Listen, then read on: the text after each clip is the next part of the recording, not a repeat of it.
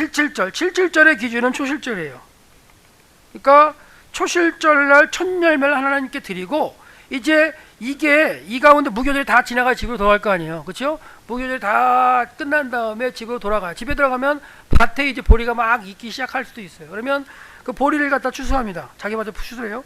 보리를 쭉 추수하고 났더니 또 옆에 보니까 이제 밀이 익어가요. 보리하고 밀은 한 3주 정도 사이가 있어요. 그 밀도 다 추수합니다. 그래서 초실절로부터 7 안식일이 지나서 그때까지 이스라엘 전국에 있는 보리와 밀이 다 추수가 된 다음에 감사로 드리는 절기가 칠칠절이에요. 이 칠칠절은 딱 하루를 정해서 칠칠절 날 다 예루살렘에 올라와서 하나님께 드려라, 그런 절기는 아니에요.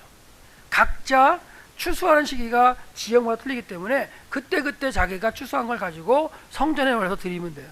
아니면 모국 가서면 뭐 초막절날 다시 한꺼번에 가서 드리기도 해요. 그러니까 기본 정신은 뭐냐? 기본 정신은 칠칠절 자체가 초실절로부터 왔다는 거예요. 그러면 초실절 때는 이스라엘 백성이 다 어디 있어요? 예루살렘 있잖아요. 이해가 안 되세요? 이해되죠? 예, 초실절 때는 초실절도 다 예루살렘에 있어요. 왜? 7일 동안 무교절을 다 지키니까 7일 동안. 그러니까 초실절을 지키면서부터 첫 열매를 하나님께 드렸다는 의미가 되기 때문에 성경에 보면 이 칠칠절을 설명하면서 초실절이라는 개념을 쓰기도 해요. 그러니까 막 헷갈리는 거예요. 그래서 그러니까 첫 열매를 드리면서 했을 때 같이 동참하면서 그 마음을 이제 다 드렸고, 전체 이스라엘 그 다음에 개인적으로 돌아와서 자기가 추수한 걸 가지고 또 이제 하나님께 감사를 표현을 해야 되는데, 만약에 이제 그거는 이제 정해진 시간이 없고 본인들이 알아서 같이 지키는 거죠. 그래서 칠칠절 때까지. 그래서 어느 책에 보면은 이제 성경에도 그렇게 나와요. 칠칠절을 설명하면서 초실절의 개념을 갖고 들어가는 개념이 있는데, 그 이유는 이제 설명이 되죠. 왜? 칠칠절 자체가 초실절로부터 계속 파생돼서 와서 지키는 절기가 되기 때문에. 그러니까 곡식을 걷어들이는 거, 겨울. 그래서 그게 칠칠절입니다. 다 설명드렸어요. 초실절로부터 7안식일 지난 그 다음 50일째 되는 날. 그래서 보시면 칠칠절이 뭐 요 정도에 지켜야 되는 게 정상이죠. 우리나라 절기로 본다면 한 5, 6월 사이에 5, 6월 사이에 지켜야 돼요. 자, 한번 우리 기독교 절기를 한번 생각해 보죠. 우리 기독교 절기는 6월절 때에 지키는 절기가 뭐 있죠? 부활절입니다. 부활절이 이제 6월절 근방과해서 관련돼서 지키는 절기가 이제 부활절이고요. 초실절 뭐 그런 게 이제 부활절이 되겠죠. 그러면 칠칠절과 관련돼 가지고 우리가 지키는 절기는 뭘까요? 기독교 절기는 뭘까요? 맥주절이 있잖아요. 맥주절이 있어요. 근데 맥주절을 언제 지키죠? 우리는 7월 초에 지키나요? 그죠? 7월 초에 지켜요. 저는 성경적으로 본다면 맥주절도 여기에 지키는 게 아니고 한 이 정도에 지켜야 되지 않을까. 오순절, 우리 이제 오순절 같은 경우 지키죠. 성령 강림절 지키긴 하는데 지켜야 될까 하는 생각이 들어요. 옛날에 고민했던 거예요. 왜 맥주절 여기 지키지? 또 어제 강의하면서 그 생각을 했어요. 우리나라 그 보리를 거두는 그 시기가 7월 초인가요? 6월 말인가요? 그렇다면 이해는 돼요. 예. 왜? 우리나라도 농경사회였기 때문에 맥주를 지켜야 되는데 하나님께 뭔가 드려야 되는데 보리를 갖다 거둔 다음에 드린다 하면 우리나라는 6월 정도에 보리를 벤다 한다면 7월 초에 드리는 게 맞는 것 같아요. 근데 아직 어제 생각했기 때문에 조사를 안 해봤어요. 근데 예전에 어떻게 생각했냐면, 예전에는 우스갯소리를 이렇게 했어요. 3, 6, 9, 12. 그러니까 이게 보너스 달이죠. 보너스 달. 6월 달에 보너스를 갖다가 받고 7월 달에 이제 지켜야 이거 어떻게 보면 이거 이렇게 잘 되지 않았을까, 아니 뭐 그런 생각도 해본 적이 있었어요, 진짜로. 근데 이제 어제 강의하면서 딱 생각했을 때, 우리나라도 그러면 맥주절이 그게 보리가 6월 말 정도에 거둬들이냐? 그럼 가능할 수 있겠다고 생각했는데, 제가 이제 왜 이런 얘기를 드리냐면, 한번 보세요. 이제 우리 이제 절기를 이제 여러분이 쭉 오늘 배우시니까 이거 성경에 있는 것만 배우면 뭐예요? 우리한테 적용 한번 해봐야지. 뭐냐면, 자, 이스라엘 백성의 절기는 자 6월절, 그 다음에 뭐 초실절, 그 다음에 칠칠절, 이거는 다 곡식과 관련된 절기예요. 그렇죠? 곡식을 추수한 다음에 감사로 드리는 절기예요. 감사로. 자, 곡식을 추수한 다음에. 근데 지금 우리가 지키는 절기를 생각해보세요. 기독교 절기, 부활절, 그렇죠? 뭐 맥주절, 그 다음에 뭐 추수감사절, 뭐 성탄절 이렇게 있는데, 지금은 농사를 지어서 한 해 농사를 지고 그 감사를 드리는 그 농사 사이클이 아니고요.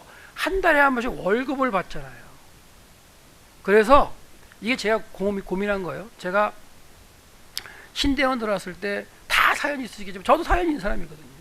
다 접고 다 접고 그냥 코너로 몰아가지고 할 수 없이 이제 뭐 더 이상 도망갈 데 없어가지고 신대원 들어왔잖아요. 들어와가지고 제가 도서관에서 1년을 잤어요. 기숙사비 없어가지고 진짜로 의자 3개 붙여놓고 그러면서 이제 하고서 이제 한 달에 버는 돈이 얼마냐? 이제 타이핑 아르바이트 이제 하루에 4시간씩 타이핑 해주면 한 50만 원, 60만 원 한 달에 그거 가지고 이제 먹고 살았어요. 애는 둘이고 아내가 고생하긴 진짜 했지만 그러면서 이제 절기가 돌아오면 집에 가서 대화죠. 대화를 합니다. 이번 절기에 우리가 드릴 예물이 있어야 되는데 어떻게 할까? 집에는 돈이 하나도 없죠. 뻔하죠. 뭐. 그러는 가운데 이제 고민을 하게 돼요. 무슨 얘기를 하는 거냐면 우리는 한 달에 한 번씩 월급이나 뭐 성도를 볼 때 그렇게 해서 드리기 때문에 그달 다 써버렸어요. 그렇죠? 그리고 이제 절기가 딱 되면 이건 생돈 나가는 기분이야 지금. 그렇죠? 다 공감하실 거예요. 생돈 나가면 그게 감사가 돼요? 감사가 아니라 압박이죠, 압박. 하나님께 드려야 할 절기, 하나님 명령하신 구약의 절기가 기쁨으로 하나님께 드리는 감사에 드리는 절기가 뭘로 바뀌었어요? 압박으로 바뀌고 있어요. 그래서 제가 제안을 하나 하는 거예요. 월급을 받는 사람, 사례를 받는 사람, 그 받을 때에 절기 헌금까지도 10,000원이든 20,000원이든 꼬박꼬박 떼서 적으면 알아. 그걸 드린다면 구약의 감사로 드리던 그 하나님의 절기를 그나마 그래도 감사로 드릴 수 있을 것 같아요. 그렇지 않고 기본적으로 그냥 절기 왔을 때 돈 얼리나 해가지고 그래도 최소 10만 원이 어디야? 그러니까 얼마를 또 하는 얘기가 또 문제긴 하겠지만은 그런 부분들을 고민을 많이 했어요. 저도 이 전도사 시절에 공부하면서 진짜 막 없고 그럴 때 근데 저는 그래도 빚을 내서라도 했습니다. 돈이 없잖아요. 10만 원이 어디 있어? 카드 가가지고 은행 가서 뭐 해야 돼요? 현금 서비스 받아야죠. 그래가지고 그러다가 결국은 제가 이제 집에 차 뜯으러 그랬거든요. 뭐 카드를 막 돌려받기를 하는데 뭐 알잖아요. 다 IMF 나오니 돌려받기 안 되는 상황에서 뭐 어떻게 해요? LG에서 꽉 막아줘가지고 800만 원 맞았는데 뭐 갚을 길이 없으니까 이제 다 줄줄이 다 이제 정지가 돼가지고 집에 딱 들었더니 얼마 빨간 딱지가 막 붙어 있더라고요. 그런 적도 있어요. 그래도 이제 그 당시에는 그렇게 했는데 고민이 되는 거예요. 저도 목사고 여러분도 전도사고 저도 뭐 하면서 이게 진짜 하나님께 드리는 예배 이 절기가 감사 절기가 돼야 되는데 예배가 감사가 돼야 되는데 오히려 부담이 되고 힘들어서 뭐 그날 빠지게 된다든가 뭐 그렇게 되는 게 어떻게 보면 절기가 좀 약간 좀 잘못되는 거죠. 그래서 고민 한번 해보세요. 어떻게 가르칠 것인가. 그러니까 특히 이제 청년들이기 때문에 아니면 청소년들을 갖다가 미리 교육을 한번 하시는 것도 부모님께 받는 게 아니라 예를 들어서 10,000원, 20,000원 뛰는 건 쉽잖아요. 한 달에. 그렇잖아요. 한 20,000원 뛰는 건 그렇게 어렵지 않잖아요. 근데 그게 수고롭게 모아야 한다는 게 이제 문제인 거지. 그게 이제 행동으로 옮겨진다면 50만 원 가운데라도 2만 원 떼서 모아서 그때 절기헌금을 한다. 이거는 제가 지금 생각하고 지금 계속 얘기하는 것 중에 하나예요. 그래서 구약 시대 아니면 그 성경 시대에 그 감사로 드렸던 하나님의 절기를 감사로 한번 지켜보자. 부담이 아니라. 그래서 보너스 달을 하는지도 모르지만 보너스 달. 그래서 그런 부분도 한번 절기를 지키면서 한번 고민을 한번 해보자는 거고요. 무슨 의미인지 아시죠? 그러면 좋을 것 같아요. 잘 가르치시면 좋겠어요. 저는 참 대학 때부터도 이렇게 그 성경을 읽으면 후배들 가르쳤는데 후배가 저보다 더한 후배가 있었어요. 이제 저는 이제 성경을 열심히 이제 연구하고 해가지고 학교에서 막 가르쳤는데 이 후배가 어느 날 보니까 나중에 이제 그 후배를 갖다 졸업한 다음에 만나서 보니까 선물을 준 사람한테 얼마냐고 물어봐요. 실례예요, 아니에요? 실례죠. 선물 딱 주면 이게 선물 얼마짜리야 물어봐요. 근데 이유가 뭔지 아세요? 11조 하려고. 그 선물에 대한 11조를 하려고 물어봐요. 제가 그 얘기를 듣고 제가 가르쳤지만 야, 넌 대단하다. 나도 그 생각을 안 해봤는데. 그래서 저는 선물 받기를 저는 거부합니다. 부담. 왜? 선물 받고서 그거 하려면 내 돈이 지금 나가는 거잖아. 그잖아. 아닌가요? 그까지 이제 11조 하려면 돼. 그러니까 그게 이제 율법에 대해서 뭐 어떻게 막 이렇게 하면 또 좀 복잡해지지만 그 마음이 얼마나 가사하고 이뻐요. 그래서 어느 선물 딱 주는데 물어보길래 깜짝 놀라서 물어봤더니 그런 얘기를 하더라고요. 그래 네가 나보다 낫다.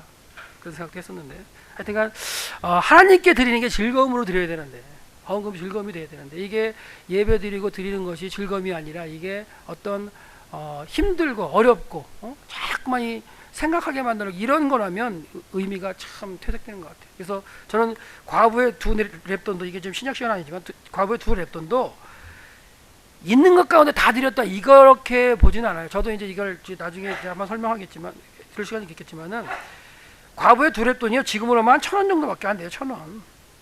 1,000원이면 부자 1,000원이나 가난한 1,000원이나 가치는 거의 비슷하지 않나요? 부자 1,000원은 아무것도 형편없는 거고, 가난한 사람의 1,000원은 아주 되게 크고 막 그래요. 가난한 사람의 1,000원도 해봐야 그거 얼마 안 되는 거예요. 하지만 의미 가운데 가난할지라도 하나님께 바쳐야 될 걸 정확하게 바치는 그런 개념으로 좀 볼 수는 없는가 하고 지금 연구하고 있어요. 전 재산을 드렸다, 그런, 지금 우리는 너무 전 재산을 드렸다는 거에 표현을, 포인트를 많이 맞추거든요. 근데 그럴 수도 있겠지만은 가난할지라도 하나님께 드릴 걸 정확하게 드리는 모습으로 표현을 할 수는 없을까라는 거. 1,000원의 가치가 그렇게 크지 않습니다. 네. 그렇잖아요. 그래서 넘어가도록 하고, 그래서 지금 얘기하는 거 뭐냐면, 절기를 배우면서 이 절기가 하나님께 감사하는 절기였었는데, 하나님께서 하는 절기였었는데, 과연 이 시대에 우리가 교회에서 예배 드리면서 절기를 지키는 게 진정한 이 땅에서 크리스찬으로서의 삶의 감사로 드리는 절기가 됐는가 고민을 하면서, 먼저는 누구부터 고민해야 돼요? 교역자들부터 고민해야 되잖아요. 저나 여러분도 고민해야 돼요. 이런 생각 안 드세요? 이거 주는 건 요만큼 주면서, 그런 생각 안 드세요? 그걸 교회에서 준다고 생각하면 이제 그렇게 생각되는 거고, 하나님이 그만큼 주신다 그러면 또 틀리죠, 이제. 그렇죠? 그런 걸 한번 생각하자는 거예요. 말이 안 되죠. 대학원 다니는 사람들이 뭐 70만 원 받고 말이 안 되죠. 저요? 50만 원 받아요? 하여튼 뭐 그거는 뭐 제가 이제 감사로 해서 이제 하는 거기 때문에, 어떤 그 사례를 떠나서 하나님께 주신 걸 이제 가르치고 이렇게 할 수 있는 현장이 있다는 것만으로 감사하니까 이제 하고 있는 건데, 그런 분에서 본다면 이 우리 교역자들부터 이 어떤 헌금에 대한 부분이나 절기에 대한 부분을 좀 이렇게 한번 배움 속에서 한번 나눠보자는 얘기에서, 제가 이제 주제넘게 이렇게 적용 부분까지는 말씀드렸는데, 예전에 강의만 하고 말해보는 적이 있었어요. 근데 그거보다는 그래도 이렇게 좀 몇 마디 하면서 지금의 절기라 이렇게 생각해 보는 것도 낫겠다 해서 말씀드린 거예요. 노여하지 마세요. 네.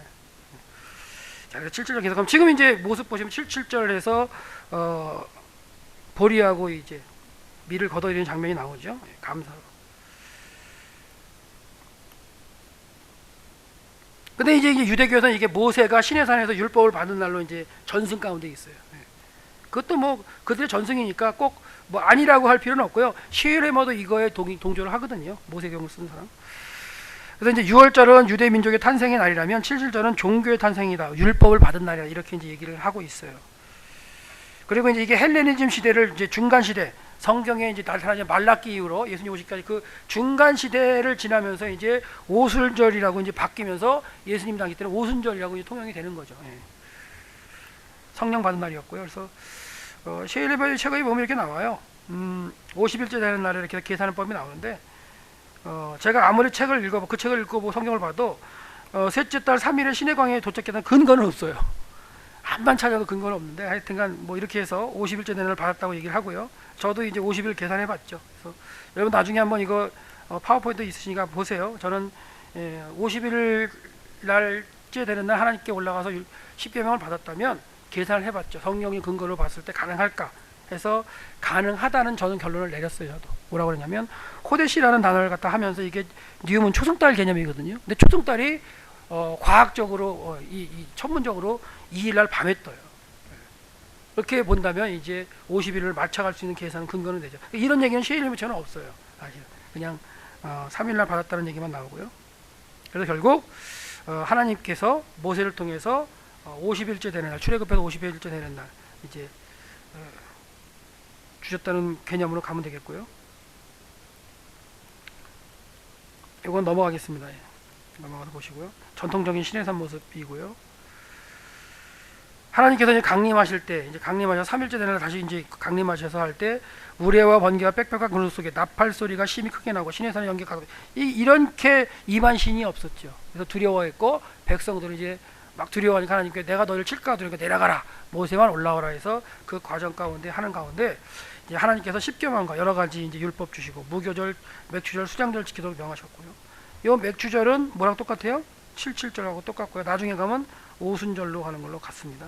수장절에 다른 말로 한다면 예? 초막절, 그 다음에 장막절, 이런 식의 이게 다 같은 개념이죠. 그러니까 같은 개념이 아니라 개념이 다르면서 불리는 그 말이